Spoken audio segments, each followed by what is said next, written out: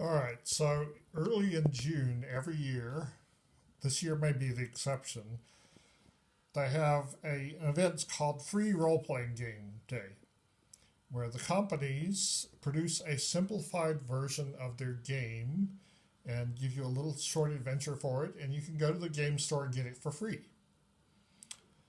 But Lamentations of the Flame Princess, they decided they didn't just make a little mini booklet. They gave you this thing that's 96 pages long. It includes a nice map. And their theory is if they want to attract people to their game, they need to make it more exciting. And so they recommend this is a game for adults only. Their reasoning of that is that there's already a market for the kid-friendly role-playing games, so they want to appeal to adults who still play games. But most of this is not that kid-unfriendly, except it's kind of violent. It takes place in the 30 Years' War. And basically, there's a city named Karlstad with a group of 7 female magic users who've taken over the city, and the Swedish army is coming to smash the city. So and each of these magic users has a creature who works for them. And each of them has a unique first level spell that's not in the book. That's a feature of Lamentations of the Flame Princess. All the adventures have at least one unique spell that's not in the main book. That's just for that module. And this one has 8 of these unique spells. Like create food. They each have these creature. Nice pictures of them. So it's 1631 in Germany, and the magic users have taken over this city. So the Swedish army is coming to smash them because they're pagans. They're doing magic openly. And so there's all kinds of, a whole bunch of different people you might encounter wandering this terrain here. Even before you get to Karlstad. And each village is delineated here in this.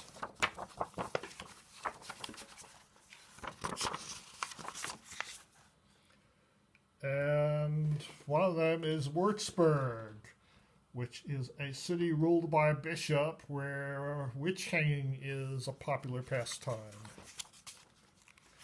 So there's Karlstad itself. And there's a whole table of rumors. There's like a floor plan of the city. That's one of those star forts like they had in that time. And a whole list of things that are going on in the city, places. And outside, there's several adventure locations, like a farmhouse, which is delineate a whole adventure you can have in the farmhouse.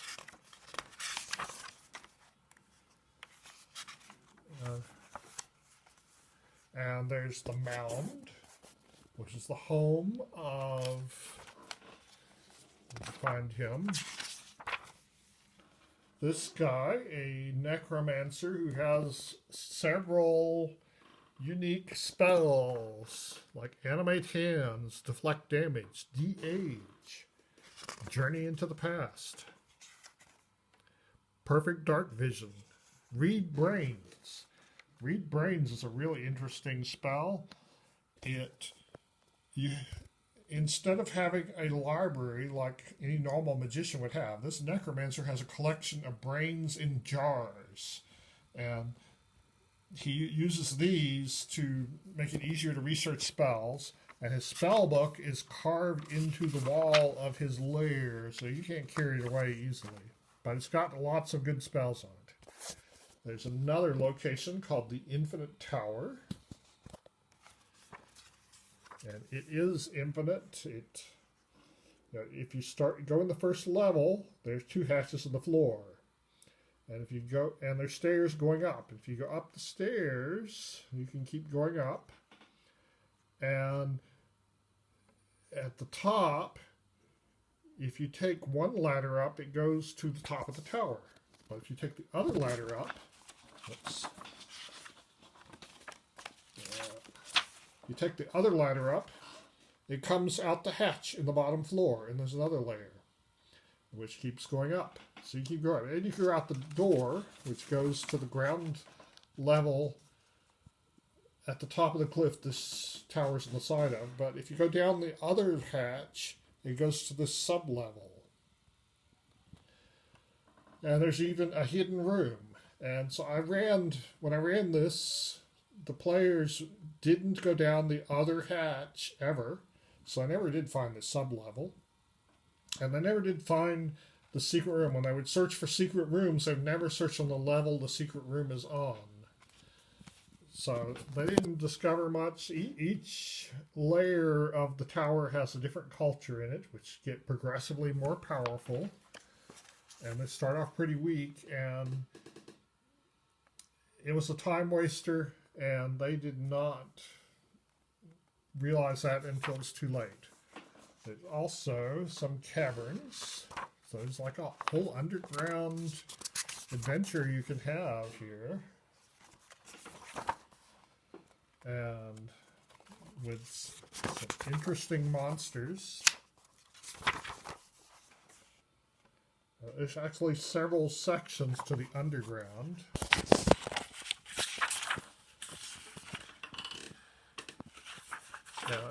And